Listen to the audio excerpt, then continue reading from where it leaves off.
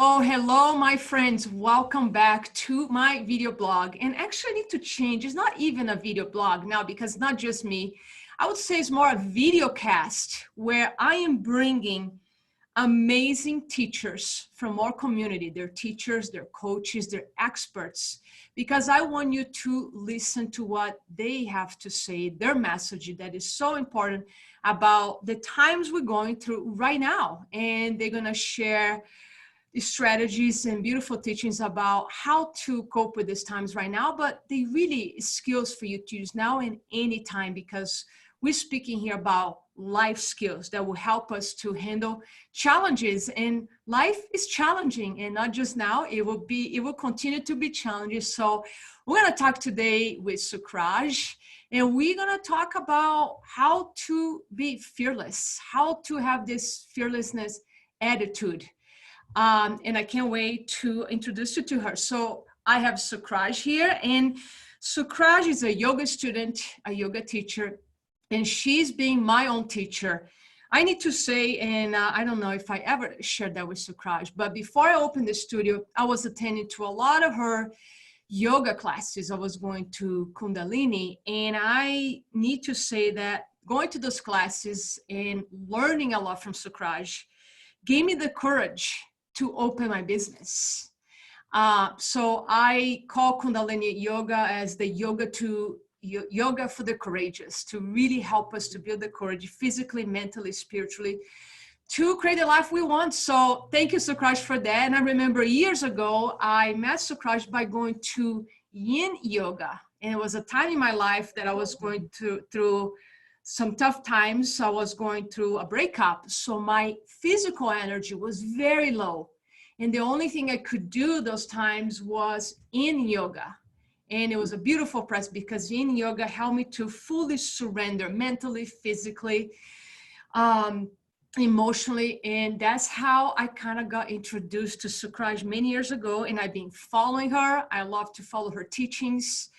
She has a background in psychology, specialized in addictions and sexology. So she was a sexologist too. So she integrates all that training now into her yoga practice.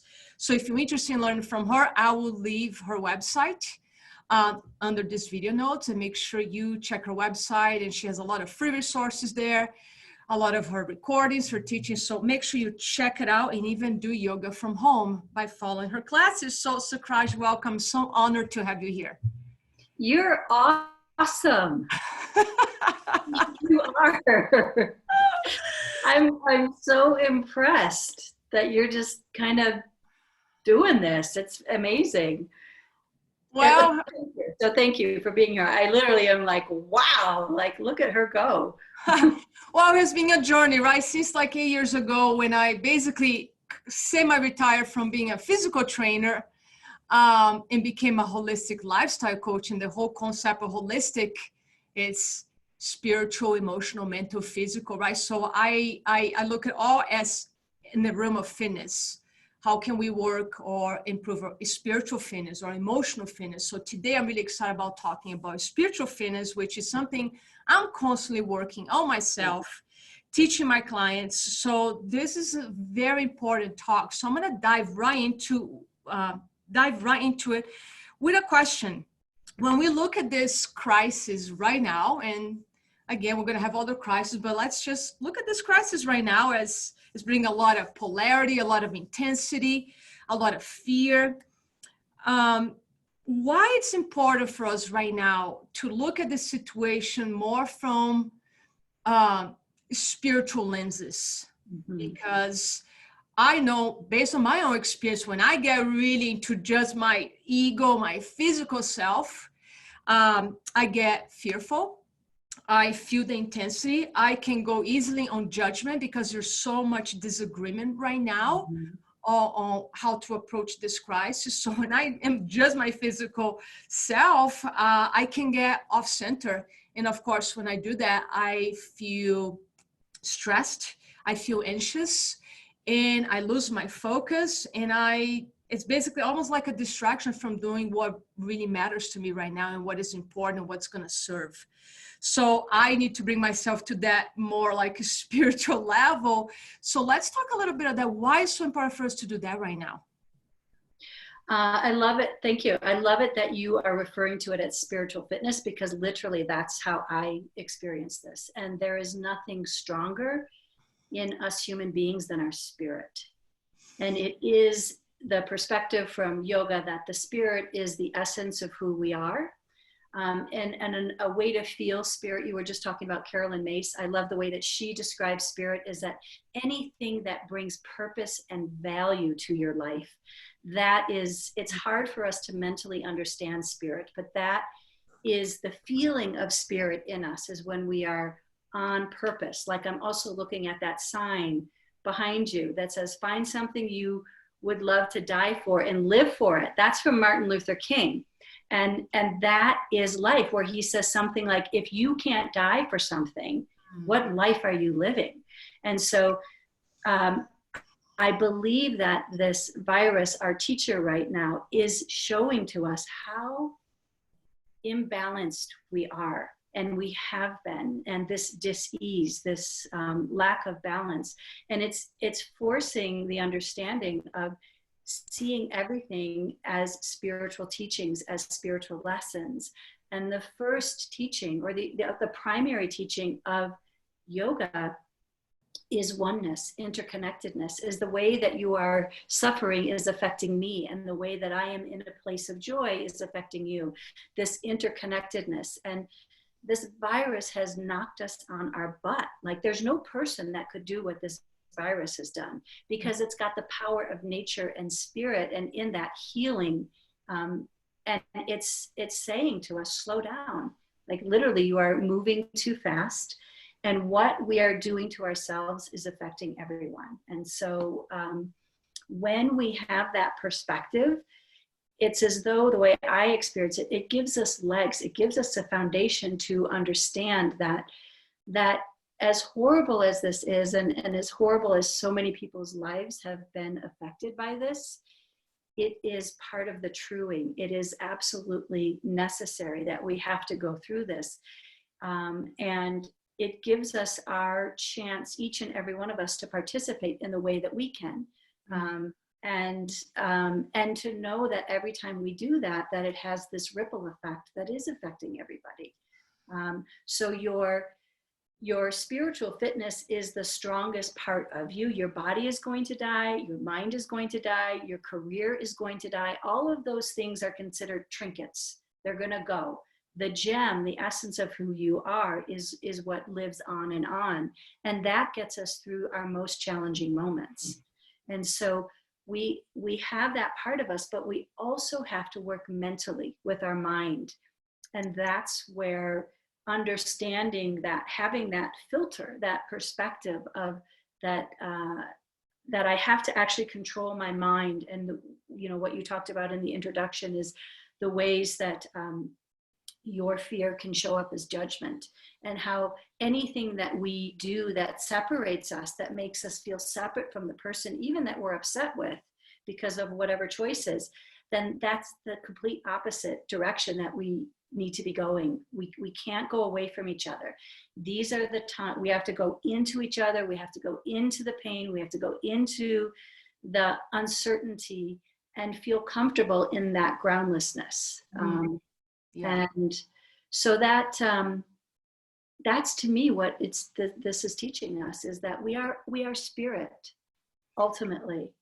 And I love it. I love it. And it is so true how we get disconnect when we go into the judgment. And I'm experiencing that so much myself, because 99% of the time since this crisis started, because of the tools I have, spiritual tools, mental tools, I'm applying them all. I coach myself daily on that. I apply them all, and I've been doing really well. I've been energized, thriving, and then my energy will shift, and my energy shift to this place where I'm not productive, I'm not inspired. And I always ask myself, what caused my energy to shift? And it's always the same thing, is when I either watch a video that doesn't serve, somebody saying something that doesn't serve, might be a post on Facebook, or might be a dialogue with somebody, and the source of my disconnection is always the same. The moment I go into anger and judgment,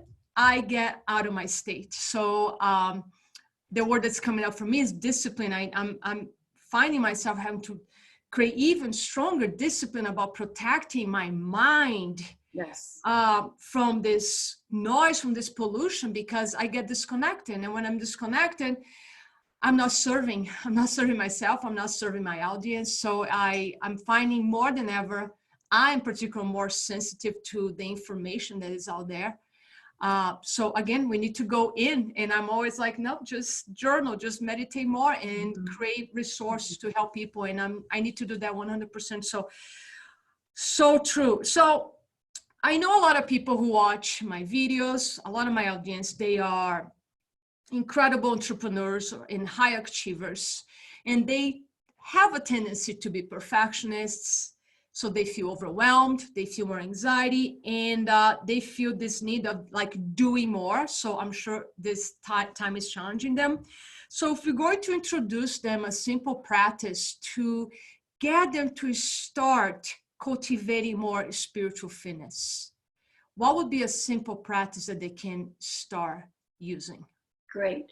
So one of the basic teachings in yoga is teaching us how to listen. And the way there's three basic steps to listening. First is just listening to the sounds that are outside of you. You can do this anytime you feel off balance. Listen to the sounds that are outside of you. And then you can start to focus your mind and listen to how those sounds are feeling in your body. So the literal sensations of the body. And then the third is you're just listening deeply to the stillness in your body. And it's called sunya, it's called deep listening. And there is an understanding that when we are still, when we are quiet with ourselves, that deep listening helps to resolve our inner conflicts. In other words, helps to resolve the ways that our mind comes up with the different variations of how we're separate from any other person, because that's the key, is when we get into that separation. So the basic practice is just really feel what you feel and know what you know, and know that there are those three steps: outward, your body, and then inside of your body. And really just feel it. Feel where you are right now. Understand that your thoughts and your feelings are not who you are. And that's really tricky. But that's a skill. That's that mental stamina that you actually can build it, just like you can build your bicep of like, oh, wow, no, I'm just having that thought. I'm having that feeling. Because who you are at the very essence, at the very soft center of you, is basic goodness. And there's nothing that you have ever done or anyone can ever do to you that affects that basic goodness. That is always there.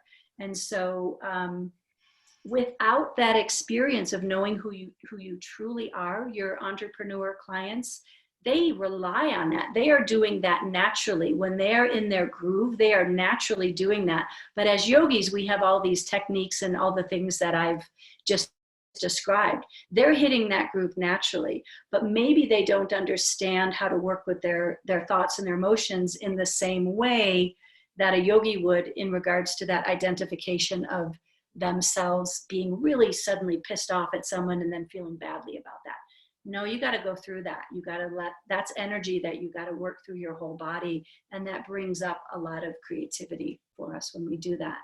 So it's basically just very simple. And again, back to what I think this time in our lives is teaching us, is that we are forced to hit the pause button. We are forced to be silent. We are forced to be still. But from my training in psychology and in yoga, that is exactly where we need to go. And that is a scary place for us to go. But when you do, all of your answers are there.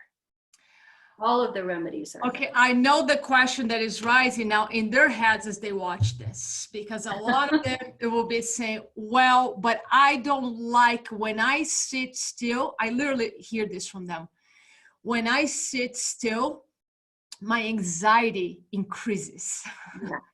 Right? So, and I know this, but of course, I wanna hear what you have to say to them when it's like they're gonna start doing this practice for the first time and listening to their own stillness, and they're gonna feel the level of the discomfort or pain or anxiety, whatever they name, to rise. And Yeah. their tendency at that moment is to run from that place, which of Yeah. course we know is the opposite that they need to do. So Yeah. besides maybe the breath, or you have another technique, what is another moment to be with that anxiety, because it will fade away, and give them some answers.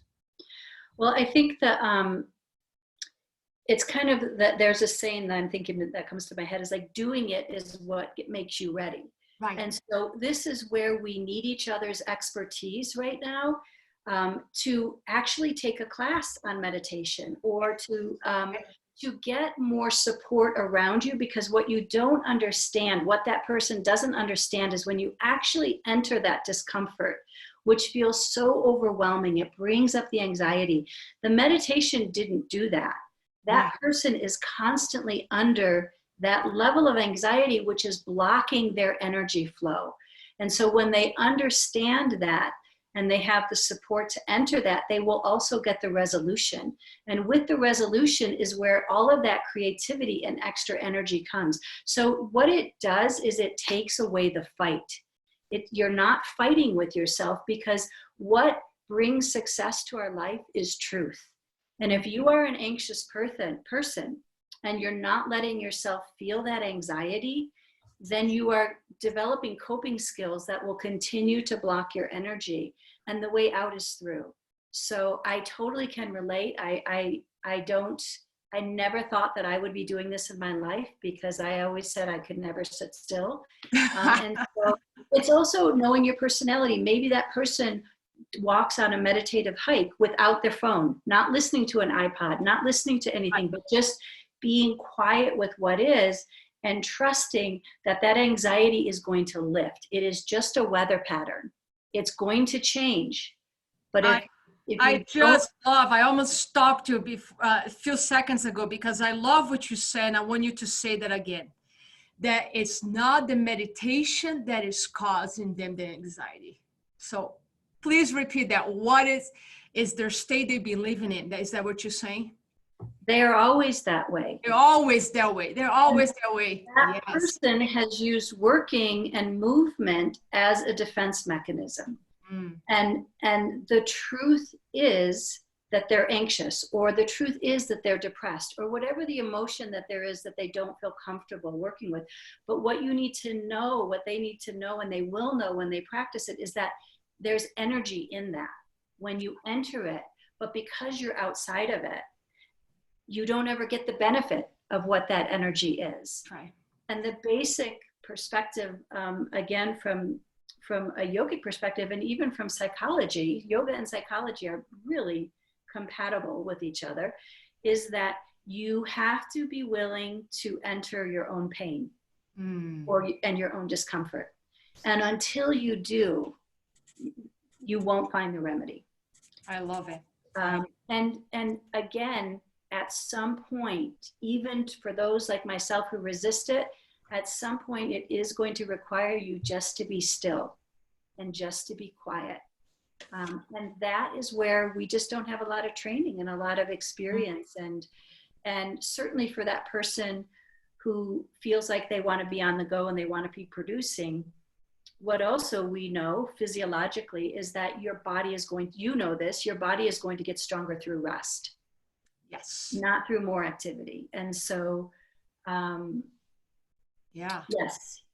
And I think one of the reasons people tend to resist to slow down or practice, because the anxiety, it's generating energy. It's triggering that fight or flight in their bodies. So it's generating energy, but we know it's also destructive energy. So they get addicted to the energy, and they don't want to stop, because I literally have people saying to me, if they let go the anxiety, they won't be in control of everything. They won't be on top of their game. So I'm finding work with high achievers, And hey, I've been there. This is no offense to any high achiever out there, because I've been there myself. That it can be addicting to be in that anxiety, because you have Totally. this false sense that that way you alert and you keep control of everything. But I understand, and you understand the biology of stress, that actually we have a very narrow view in that state, and we're missing a lot of Oh, totally. opportunities because we are in a stress response, in a survival mode, versus learning more how to thrive, where it's by having a practice, by slowing down. And when I say I work with people, I teach them how to be high performers. The biggest conversation out there we're seeing on that, and I'm so glad to see this more and more in books written about, it's the biggest tool, or the most powerful tool for high performance, is actually being in a state of calmness. Yes, You call exactly. me the superpower for high performance. And we've been living with this illusion that in order to be a top performer, we need to be like on and doing more and being faster. And it's the opposite. So the conversation is shifting, the paradigm is shifting. That's why I wanted to bring you here, because we can connect all the psychology, the Yes. mindset, and yoga teachings, because it's amazing. So Can I say something to yes, that? please, please. So the most efficient we are in our body and our mind is when we are in this relaxed state. And that means you can still be in a high performance state. Yes. You could be in a profoundly challenging meditation that involves the body, or you could be in a race, but you have that relaxed state. The other thing is we're not in control. We don't. And so that's the surrendering that yoga talks a lot about, is like we do have some control. We can control our thoughts, we can control our words, and we can control our actions. But ultimately, the spiritual teaching is,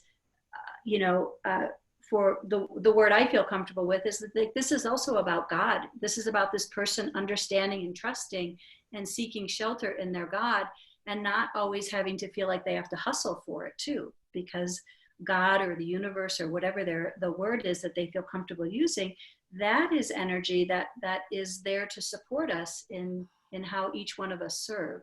So, and the final thing is, eventually the body is going to break, just like what's happening in the world right now.